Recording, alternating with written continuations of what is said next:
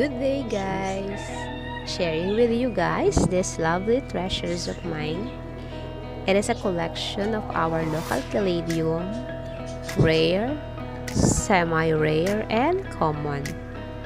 I also have already 3 US cultivar. All of them are shipped from different provinces like Palawan, Davao de Oro, Dumaguete, and Bukidnon. Caladium is one of the alluring and captivating plants in your garden. You will fall in love with its majestic, fancy, and dramatic foliage of their leaves. And you will be delighted by the different splotches of colors as well as the variations. So every morning, meron siyang pa-surprise like unfurlings of leaf. Then yung mga variegation, minsan nagiging translucent pa like the beauty of the Thai beauty. No. So yung pink translucent niya, napakagandang tingnan. There are so many other reasons why it is a must-have plant in your garden. Locally, marami tayong magagandang variety of Caladium at hindi sila padadaig sa mga US and Thai cultivar. So, kung gusto mo ng mga imported variety, marami ng seller dito sa Pilipinas. But be ready kasi very pricey ito. Yung baby type ng mga Caladium, katapat na ng price ay yung ating mga mother type na local Caladium. At kung pricey si US cultivar, mas pricey yung Thailand cultivar. One Thai Caladium, rather, ay umaabot yung price range niya from 11K to 30K. So, I advise, Freddy, that you concentrate more muna sa ating mga local calads bago mo itry yung mga mas mahal na US cultivar at yun nga yung napakamahal na Thai cultivar. Maganda talaga sila. Kung yung sariling atin ay may kakaibang taglay, no? Nagagandahan kasi ako talaga sa ating mga local calads. At tunay naman silang kaakit-akit. So what I like most in this plant o dun sa kanilang napakagandang mga foliage, yung mga dahon nila, you can create your own cultivar, your own variety of this plant. Yung imagine mo, ikaw yung nakagawa ng ganitong klase ng Caladium. So, sa pamamagitan to ng seed germination, yes, yung flower nito, since hindi naman ito kayang mag-pollinate on her own, so kailangan may human intervention. Maaring sa wild, baka merong nandun yung mga bees, no? Yung mga butterfly, na napopollinate din sila. Okay? Pero, sa part natin ngayon, since nandito nga tayo sa city, wala namang masyado nang mga bees, konti na lang yung mga butterfly. So, tayo na lang din yung gumawa. Ayan. So, di ba ang galing nun? Yung creation mo, makikita mo na, wow, ako lang may ganito. So, parang tatawagin yung magagawa mo na rare. To tell you frankly, may mga challenges sa pag-aalaga ng Caladium. Siyempre, bukod sa pricey, meron tong dormancy na akala mo ikaw lang yung sleeping beauty, no? Pero, ganun din siya. So, nakaka-challenge siya. Pero, once na overcome mo yung challenges na yun, parang buhay lang din, di ba? May challenges. So, pag nalampasan mo, wow, ang galing, di ba? Now, let's talk about the medium. Yeah, yung soil. So, important issues yung ating Caladium bed. So, we need to prepare a healthy potting mix for our Caladium. So, me, I use potting mix like compost, 40% compost since I produce my own compost for my plants. 30% rice hull. Nakakadagdag kasi sa soil nutrients yung rice hull na yan. So, ako nga, I bought 1 sack of rice hull for my calads. Then, yung draining capacity din, no, kapag may rice hull sa ating potting mix. I also use CHR, hindi ito human rights chubachenes. Ito ay ang carbonized rice hull, no, for combating yung mga pest na nandun sa ating plants. I also use 10% of vermicast because I also produce my own vermicast.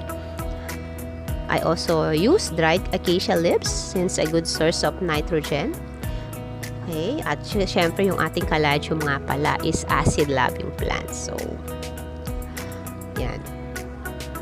Naglalagay din ako ng eggshell, yung cracked eggshell para naman dun sa calcium and potassium o phosphorus ng aking plants. So, after the food, water naman. What a water. So, don't overwater your caladium. Hindi nila yun gusto. No? Although nakikita natin yung mga gabi-gabi ng mga plants na yan, malapit sa mga waterways, syempre malaya sila doon. Kung nakapat, hindi sila uubra doon. So, yung kanilang mga petioles, no, matubig yon, no, watery yon. Tapos, pauulanan natin sila. Nako, may masamang mangyayari sa ating calad. So, preni, wag mo silang ibababad sa tubig. Wag mo silang papaulanan ng sobra-sobra. Okay lang yung 1 day, pero yung 2 days, 2 consecutive days, tapos ulan ng ulan that day, nako, hindi nila yung gusto. Okay? Yan. So, I use rice wash, yung mga hugas-bigas. Yan yung pinandidilig ko sa kanila kasi may acid yan. Gusto nila yan. Then, I also use rainwater since it is rich in nitrogen. Yan. Paano? Since tayo ay mga city dwellers, yung ating water ay tap water. So, I seldomly use nga pala tap water kasi chlorinated yung water na yun. So, ang ginagawa ko, ini-store ko muna for 24 hours yung tubig, then kinabukasan ko siya ididilig sa ganitong paraan na nag-evaporate na yung chlorine na nandun sa tubig. Okay? Yung isa pa ay yung mga pinaghugasan ng ating mga veggies, ng ating mga fruits. Don't throw it away. Okay? Ayun, so by doing this, no, we are conserving water, tapos na ipagdidilig, medyo healthy pa, no, yung ating naipandidilig.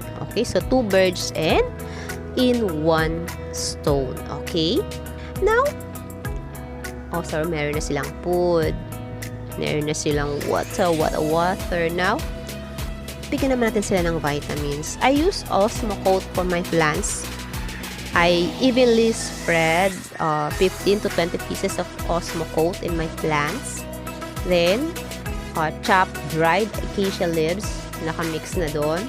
Minsan nasa unahan, minsan naman nasa ilalim sila ng aking potting mix. Then, I use cracked eggshell, coco peat, ganun lang. So, basta just a little bit of everything. Wag namang masyadong madami, no.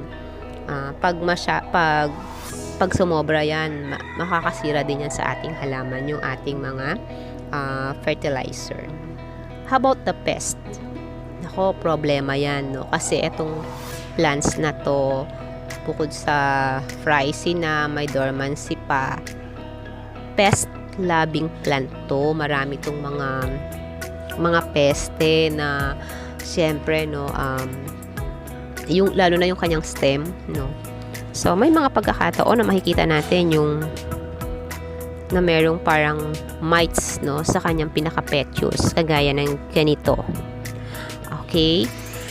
So ang ginagawa ko dito, I wipe it with a wet tissue, soak with detergent, pero wipe ko din agad ng wipe ko rin agad-agad. No? Pupunasan ko rin siya ng may tubig lang para lang matanggal yung mites na ito. Yung iba gumagamit sila ng 7 and other insecticide. Ako ayoko kasi gusto ko talaga organic, ganyan. Okay, ants, no? Ako isa yan sa mga problema. Lalo na kapag marami tayong mga nailalagay ng mga cracked eggshell, no? Yung acacia leaves.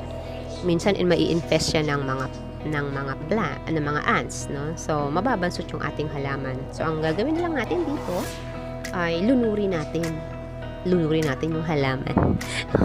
Okay. So, by doing this, aalis yung mga ants dyan. Tapos yung pinakailalim, gumamit tayo ng pinaka-cup ng ating paso para hindi na bumalik, no, yung mga ants. Then, kung talagang hindi na kaya, sobrang dami ng infestation, i-uproot natin, hugasan natin, then ilipat natin siya sa ibang potting mix. Okay? How about the caterpillar, the lovely caterpillar in our garden? So, caterpillar ay voracious eater yan, napakatakaw niyan, no? At lab na lab niyan yung mga leaf ng ating mga caladium. So, don't be mad at them. Nature nila yun diba? So, just pick it up. Ilagay natin yan sa isang halaman. Then, wait tayo, no? At ito ay magiging ng isang butterfly. Kung talagang hindi na kaya, pwede naman natin itong hindi dumaki yung pagkakasakit ng ating mga caladium dahil sa mga pest, ilagay natin ito sa ICU at i-vacuum natin. Then, dormancy. No, let's talk about the dormancy. Propagation, we can have it yung bulb through flowering. I will teach you how. Dun sa germination of seed. Then sa dormancy naman, kung nakikita mo na medyo lumiliit na yung mga dahon ng yung mga halads, no? Konti na lang siya magdahon, isa-isa na lang. That's the time na yan ay magdo-dormant na. Kaya, wag mo siyang masyadong didiligan kasi baka magkaroon ng root rots yung iyong mga caladium. So, liliit yung tumutubong mga dahon ay yan na yung sign na yan ag may magdo-dormancy na. Yan. So, ang dormancy naman ay hindi yan masama kasi nature nila yan. Natutulog lang talaga yung halaman at to give way, no, para makapagpahinga sila and to give way para lumaki yung valve niya. Pag lumaki kasi yung valve ng ating caladium, ito ay magkakaroon din ng lush na mga dahon once na ito ay nagising na. So, just wait lang natin kasi ganun talaga yung nature niya yan Okay, so wag malungkot kung nagkakaroon ng dormancy. Nature kasi na yan ang ating plants. Ayan. So, sa yung propagation, isa sa mga rewarding sa propagation is ikakat mo lang yung mga bulbs, tapos tatanim mo yan, mabilis siyang madadami kung na yan ay nagawa mo ng maayos na proseso. Yun, no? So, yung hobbies mo, you will turn your hobbies into business. So, you will earn money for this kind of plant. Kasi maraming mga plant enthusiasts ang nai-inlove, no, dito sa halamang ito. Ayan. So, kung meron kayong mga katanungan, no, kung meron kayong gusto ring i-share, baka may kulang pa sa aking mga na-i-share, just comment down below, mga frenny, no? At let's talk about your calads din. So, then, wag nga palang kalimutan na mag-subscribe sa aking channel at i-like yung aking mga video. Then, don't forget to hit the bell button there para naman kung meron akong may bago pa akong mga video. So, watch out sa aking video about seed germination. Okay, so thank you for watching. Thank you for subscribing. Bye. Watch out for my next video.